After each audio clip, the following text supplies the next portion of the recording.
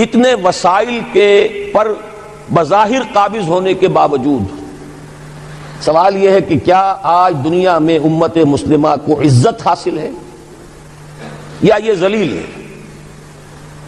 اسے غلبہ حاصل ہے یا مغلوب ہے؟ اسے کوئی دنیا میں وقار حاصل ہے یا یہ بالکل بے وقار ہو کر رہ گئی؟ یہ بات ہے جو ہمارے سمجھنے کی ہے آج کیوں ذلیل کہ کل تک نہ تھی پسند گستاخی فرشتہ ہماری جناب میں۔ اس وقت صورت یہ ہو چکی ہے، آپ کو معلوم ہے کہ ہر جگہ پر پسماندگی کا نشان مسلمان ہیں، ہمارے سارے وسائل پر دوسروں کا قبضہ ہے۔ ایک ہی شے رہ گئی تھی تیل، خلیج کا تیل، اس پر بھی آ کر امریکہ کی فوجیں ان کے سر پر بیٹھ گئی ہیں، سارا کا سارا تیل اب ان کے قبضے میں ہے۔ ادھر خلیج کے دہانے کے دونوں طرف وہ اپنے مورچے بنا رہے ہیں تاکہ یہاں کسی کا داخلہ نہ ہو سکے۔ بڑے بڑے جتنے لوگ ہمارے